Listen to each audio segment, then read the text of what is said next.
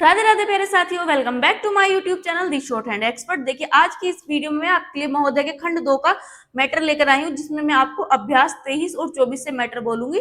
इनमें आने वाले कुछ शब्द हैं जिनकी मैं आउटलाइन लेकर आई हूँ। तो आउटलाइन बनाने से पहले मैं आपको बता दूं कि मैं आपके लिए 1000 शब्दों का मैटर लेकर आई हूँ बीएसएफ की स्किल टेस्ट को ध्यान में रखते हुए, क्योंकि बीएसएफ में 800 शब्द आपको बोलेंगे जिनको आपको 10 मिनट में लिखना है। तो इसलिए मैं आपके लिए 1000 शब्दों का मैटर लेकर आई हूँ। तो आइए पहले हम अपनी आउटलाइन देखते हैं।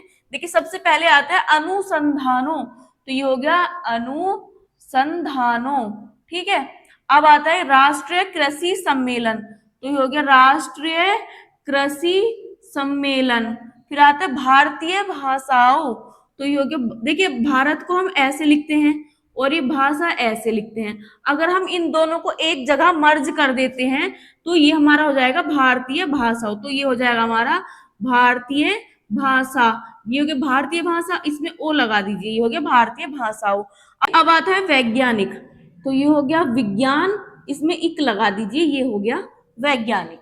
सहनशीलता। तो ये हो गया सहनशीलता। फिर आता है उत्तर भारत। तो ये हो गया उत्तर भारत।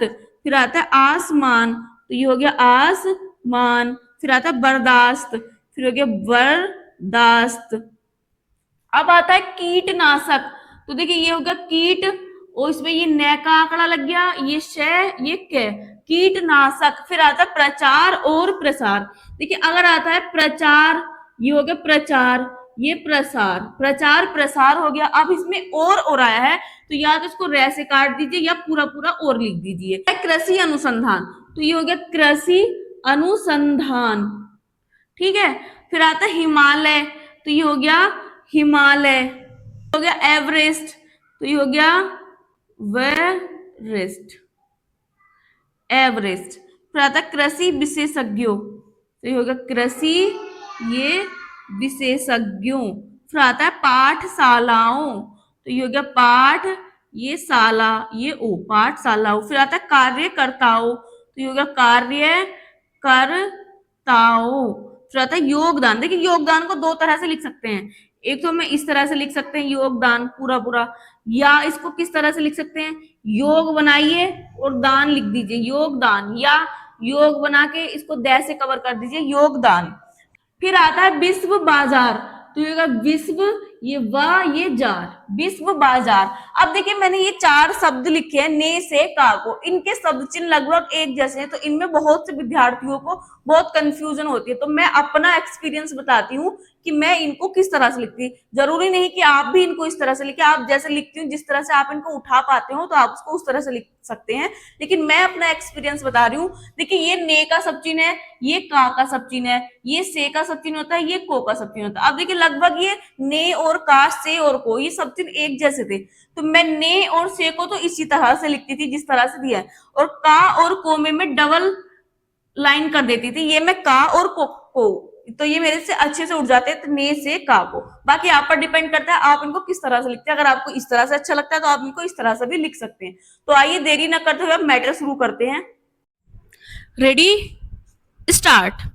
भाइयों और बहनों, आज मुझे बड़ी प्रसन्नता है कि हमारे बड़े बड़े कृषि वैज्ञानिक और कृषि विशेषज्ञ अपने अनुसंधानों के सार राष्ट्रभाषा हिंदी में प्रस्तुत करने के लिए पूरे देश से यहाँ एकत्र हुए हैं।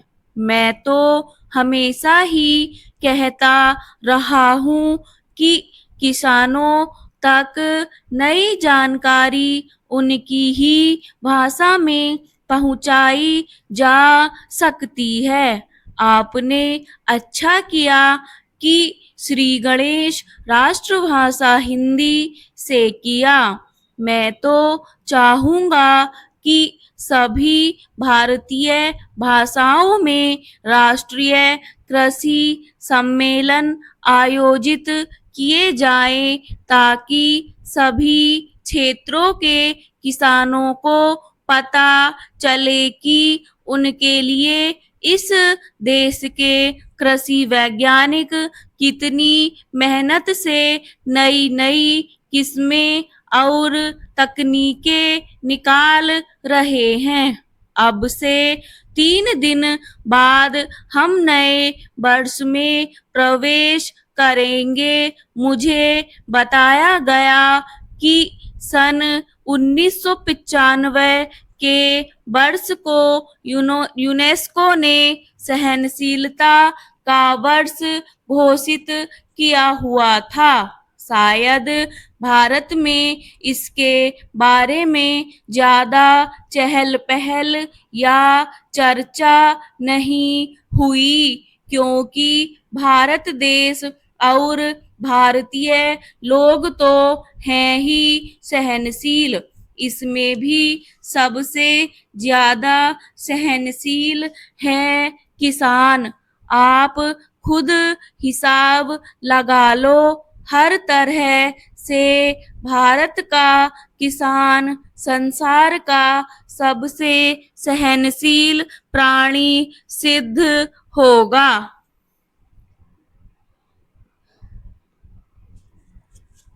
आजकल जाड़ा जोरों से पड़ना शुरू हो गया है, फिर भी उत्तर भारत का किसान शीतलहर की परवाह किए बिना आधी रात को उठकर अपने गेहूं के खेत में पानी लगा रहा है, क्योंकि बिजली कुछ घंटों के लिए आती है।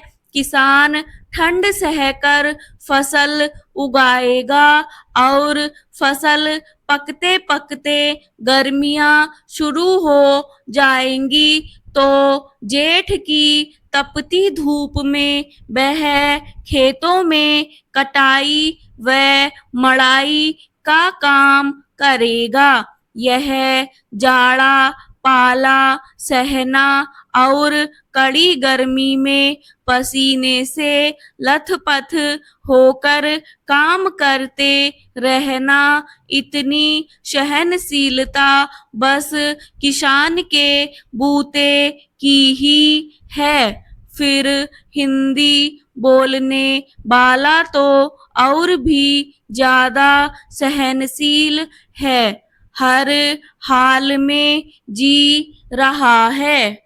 गेहूं चावल विदेशों में किस भाव बिकता है और हम उसे क्या भाव देते हैं। हर चीज के दाम आसमान पर पहुंच गए हैं, महंगाई इतनी बढ़ गई है, मगर किसान की मेहनत का पूरा मुआवजा देने में हम 10 बहाने बनाते हैं और किसान है कि बर्दाश्त कर रहा है। बिजली महंगी हो गई, डीजल महंगा हो गया, संकर बीज महंगा मिलता है, रासायनिक खादें महंगी मिलती हैं, मगर दालों के भाव चढ़ गए तो चिल्लपों शुरू हो जाती है। मेहनत करता है किसान और उसकी मेहनत पर फलते फूलते हैं बिचौलिए, मंडी के दलाल, आलू के चिप्स बनाने वाले व्यापारी, उसकी फसलों का तेल निकालने वाले व्यवसायी, ये सारी बातें सहते हैं हमारे किसान भाई। सो किसान से बड़ा सहनशील और कोई नहीं।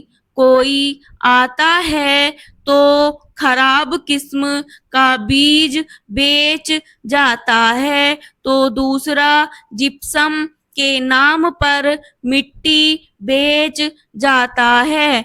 कई एक नकली कीटनाशक दवाएं बिक रही हैं, छिड़को तो कोई असर ही नहीं होता। किसान बेचारा सब कुछ सह रहा है।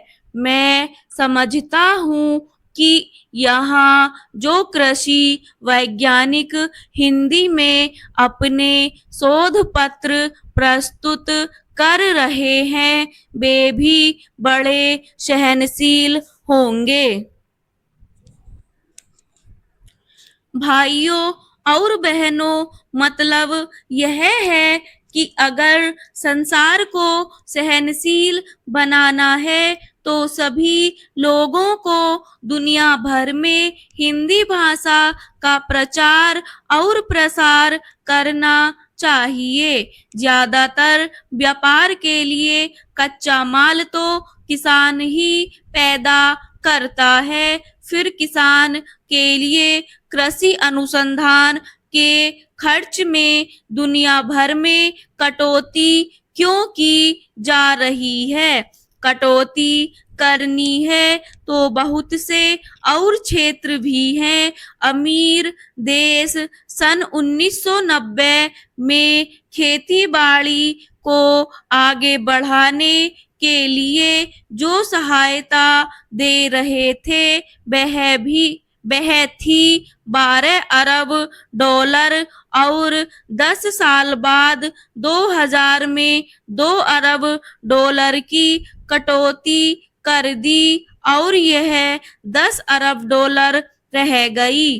तो पूरी दुनिया को खेती बाड़ी से जोड़ने की जरूरत है, तभी ये दुनिया आपस में लड़ना मरना बंद करेगी। मेरा बस चले तो मैं तो हिमालय की सबसे ऊंची चोटी सगरमाथा, जिसे दुनिया एवरेस्ट कहती है, पर चढ़ूं और पूरे जोर से आवाज लगाऊं कि ए धरती के वासियों, बंदूकें छोड़ो और हल उठाओ, नहीं तो आप ही सोचो कि 20 साल बाद 2020 में जब दुनिया की आबादी 8 अरब हो जाएगी तो सबको खिलाने लायक खाद्यान्न कैसे उपलब्ध होगा? उस समय चीन को भी बाहर से गेहूं मंगाना पड़ेगा। सौभाग्य से भारत के बारे में तो कृषि विशेषज्ञों का यही अनुमान है कि भारत के किसान और कृषि वैज्ञानिक मिलजुल कर बढ़ी हुई आबादी का भी पेट भर पाएंगे। आज हमारे अन्न भंडार में 3.5 करोड़ टन से ज्यादा अनाज भरा है। रबी की फसल आने के बाद यह बढ़कर 5 करोड़ टन तक जा सकता है। रखने की जगह नहीं है, इसलिए समाज कल्याण के कार्यों में लगाने और विविध रूपों में निर्यात करने के अवसर बढ़ रहे हैं। काम के बदले अनाज और बच्चों को पाठशालाओं में नाश्ता कराने व खाना खिलाने के कार्यक्रम पूरे देश में चलाए जा सकेंगे। यह एक तरह से दूसरी कृषि क्रांति का ही नतीजा है कि हम 101 करोड़ से ज्यादा आबादी को अपने खेतों में उपजाई फसल से ही खाद्यान्न उपलब्ध करा रहे हैं। खाने वाले तेल की कुछ वर्ष पहले कमी हुई थी। हमने पुरजोर कोशिश की। पिछले कुछ वर्षों में आयात तो घटकर प्रति वर्ष 300 करोड़ रुपए का हो गया वही तिलहनी फसलों और उनसे उत्पन्न पदार्थों का निर्यात 8 गुना बढ़कर 2500 करोड़ रुपए से भी ऊपर हो गया। यह सब फल है किसानों, वैज्ञानिकों एवं प्रचार कार्यकर्ताओं के अथक प्रयास का। इस प्रगति में आज कृषि वैज्ञानिकों का योगदान किसी से छुपा नहीं है। इसे सारी दुनिया मानती है। जहां भी भूख है वहां लोग भारत की मिसाल देते हैं कि देखो इस महान देश ने भूख की चुनौती का किस तरह डटकर सामना किया। आज जब निर्यात के अवसर खुले हैं, विश्व का परिवेश बदल रहा है, सारी दुनिया के बाजार खुल गए हैं।